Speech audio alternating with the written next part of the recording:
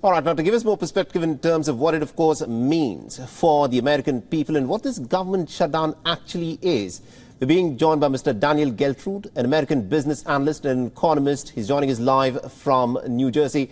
Now, Mr. Geltrud, for people who are watching this from outside the United States of America, give us a sense of what does it mean when people say that the U.S. government will shut down because the U.S. Congress could not agree upon a funding plan. Because what the details that are coming out means is that people who work for the U.S. government will either not be paid, even though they'll still be reporting for work, or they could in fact be laid off for the time being till a funding plan is in fact reached. Give us a sense of what it means. So many people are going to be impacted in a lot of different ways. And under the American system, the U.S. Congress basically has control over spending and budgeting. And the reason it's set up that way is it's a check on executive power.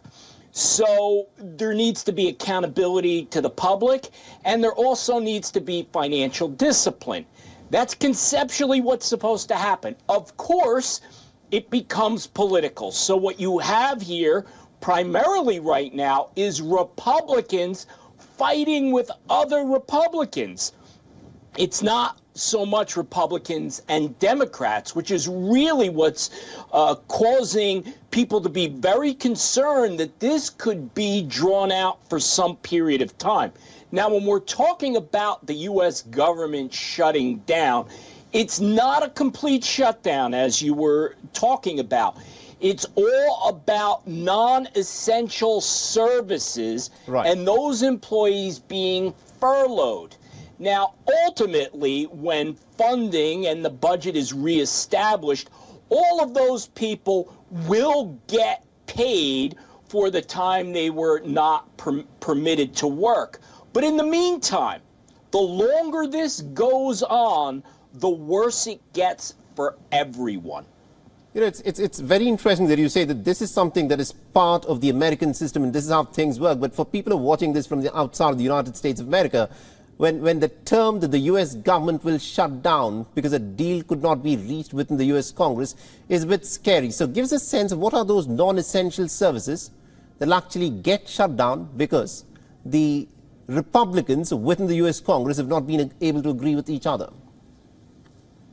So non-essential services, there's so many of them, even as it pertains, let's say, to the military, which people would overall look at that and say, well, that's absolutely essential. It is, other than there are many civilian positions within the U.S. military that are deemed not essential. So those people would be essentially out of work. All the contractors which work for the U.S. government, which are owed money, let's say, are not going to be paid until this situation has been rectified. So it's not as if the entire government shuts down and everyone goes home. It's that portions of the government begin to shut down. And when those things start to happen, more and more pressure builds on politicians to find compromise, and that's what we're talking about. No one wants a compromise initially. They want others to feel some pain.